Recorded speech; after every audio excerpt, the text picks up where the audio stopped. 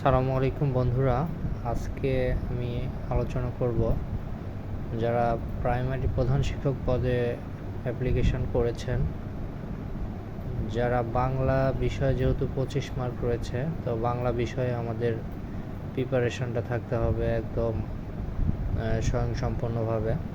তো বাংলা যে বিষয়গুলো পড়বেন তার উপরে আমি কিছু ধারণা দেব এবং এগুলো করলে আশা করছি যে আপনারা 25-এ 20 থেকে 22 মার্ক পাবেন। তো সর্বপ্রথম যেটা আছে আমাদের বর্ণ ও ধ্বনি, এবং এই দুইটা থেকে আপনার 1 মার্ক আসবে আর কি, কনফার্ম। ধ্বনিকে বেশি ফোকাস করতে হবে, ধ্বনি থেকে অবশ্যই একটা মার্ক আপনি পাবেন। তারপরে দ্বিরুক্ত শব্দ আছে, এখান থেকে 1 মার্ক আসতেও পারে, নাও আসতে পারে। 2 নম্বরে আছে হলো সন্ধি বিচ্ছেদ, এখান থেকে 1 মার্ক আসবে।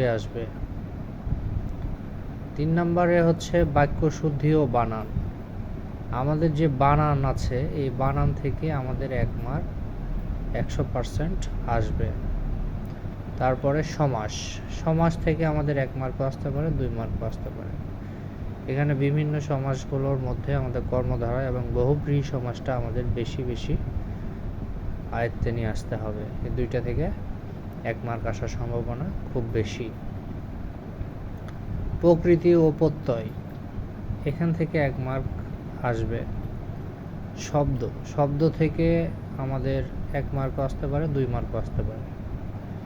বিপরীত শব্দ, এটা ফোকাস করতে হবে, এখান থেকে আমাদের 1 মার্ক আসবে। সমর্থক শব্দ, এখান থেকে আমাদের 1 মার্ক অথবা 2 মার্ক আসতে পারে। এক কথায় প্রকাশ, এখান থেকে আমাদের 1 মার্ক অথবা 2 মার্ক আসতে পারে।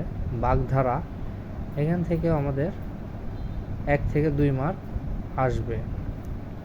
পদ প্রকরণ, এখান থেকে আমাদের 1 থেকে 2 মার্ক আসার সম্ভাবনা রয়েছে। কারক ও বিভক্তি, এখান থেকে অবশ্যই 1 মার্ক আসবে।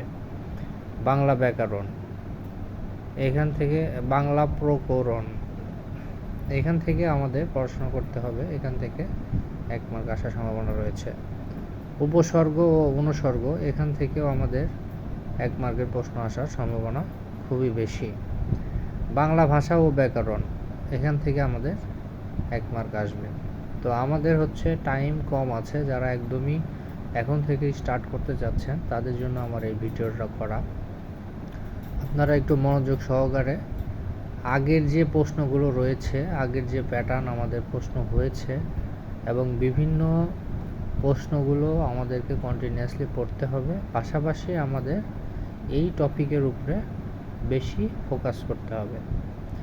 আশা করছি যে বিগত সালের প্রশ্নগুলো যদি আপনারা পড়েন মনোযোগ দিয়ে, তাহলে অবশ্যই আপনারা কমন পাবেন।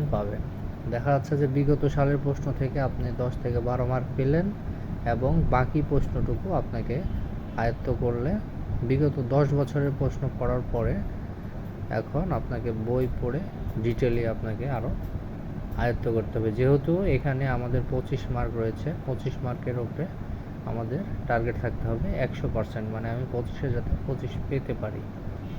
কারণ এখানে প্রধান শিক্ষক পদে অনেক অ্যাপ্লিকেশান হবে, অনেক যারা সিনিয়র আছে অনেক প্রিপারেশান নিচ্ছে, তারা কঠোরভাবে, তাদের সাথে আমাদের কম্পিটিশন করতে হলে আমাদেরকে অবশ্যই 100% প্রস্তুতি থাকতে হবে। কারণ এখানে শুধু পাস মার্ক হলে যে আমার চাকরি হবে, বিষয়টা এরকম না। আমাদের পাস মার্কের উপরে আরও অনেক বেশি মার্ক তুলতে হবে, কারণ এখানে পোস্ট হচ্ছে 1122, কিন্তু এখানে বিভিন্নভাবে আমাদের কম্পিটিশন অনেক হবে।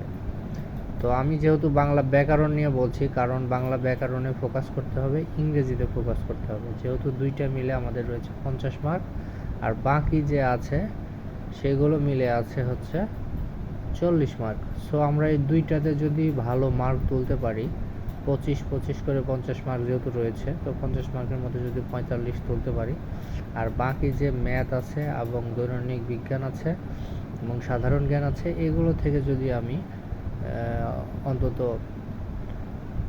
70 থেকে 80 মার্ক আমাদের টার্গেট নিতেই হবে, না হলে আমরা কখনোই এইটাতে চাকরি হবে বলে আশাবাদী করতে পারি না। কারণ ম্যাক্সিমামই হচ্ছে এখানে কম্পিটিশন করবে, তো আমরা সুন্দরভাবে পড়াশোনা করব এবং প্রিপারেশনটা নিতে হবে একদম সঠিক ওয়েতে।